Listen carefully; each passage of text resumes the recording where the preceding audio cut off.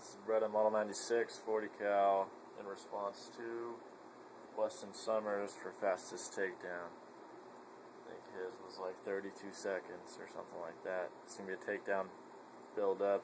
He started out with the clip in, slide open, nothing in it. Basically just going to release the slide, pop the clip out, go from there, break the whole thing down, set all the parts out.